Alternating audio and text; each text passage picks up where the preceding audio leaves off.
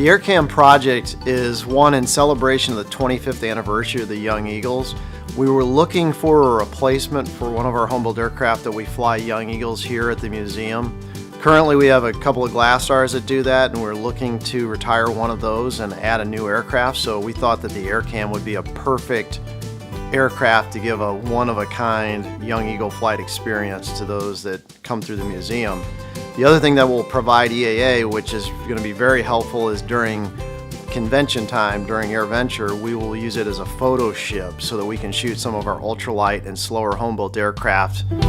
Kind of interesting in the fact that it was developed by Phil Lockwood to fly on photo missions over some amazingly inhospitable terrain, so where you couldn't afford an engine out.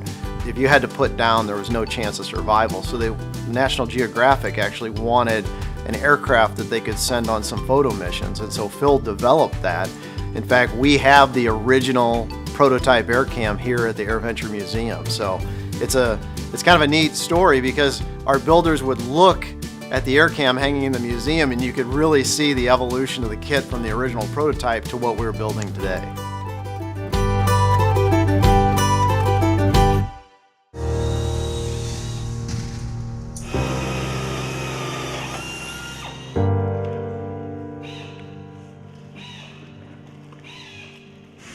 Part of the build came about because we wanted to celebrate the 25th anniversary, but we were also looking at a way to possibly use more of our resources that we have here. We have some great facilities, and we wanted to see if there was enough interest in people coming to Oshkosh in the off season, so to speak, to work on a project like this. And so we looked to try to have a mix of people to work on it. So we had some brand new people to home building, but yet we had some other experienced tech counselors that volunteered as well. So we saw it as both a learning opportunity and a way for some experienced people to share their knowledge with other new builders and also to have some fun building aircraft, because who doesn't like to do that?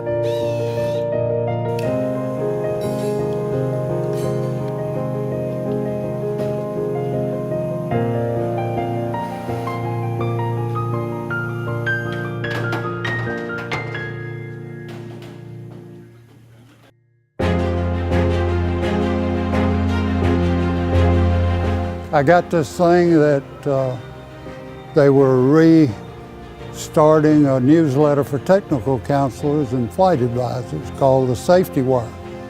And the first item that they had in that email edition was this AirCam project. So that appealed to me, and for various reasons I've been cooped up for several years, so my kids heard about it and encouraged me to get my tail up here.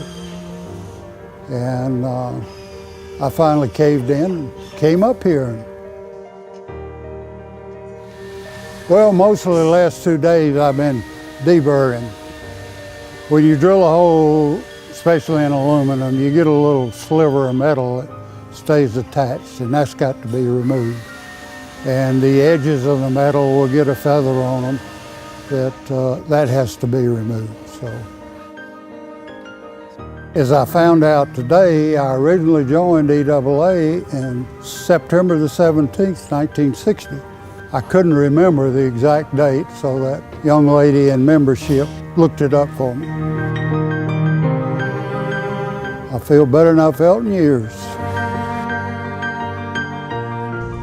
So the AirCam, although we picked it more for the end flying product result, it actually turned out to be a really good build project because you had a lot of sheet metal work on the fuselage.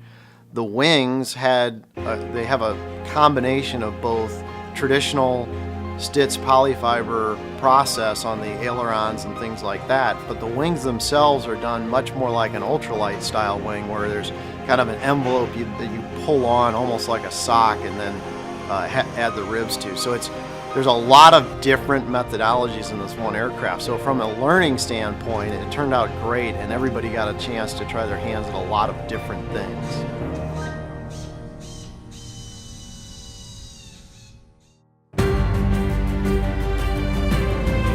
Well, I really want to thank the volunteers that made the commitment to come up here. I mean, we were asking for 1-week build sessions out of our builders. We had more people, once the word kind of got out, we had more people that wanted to do it than we could accommodate.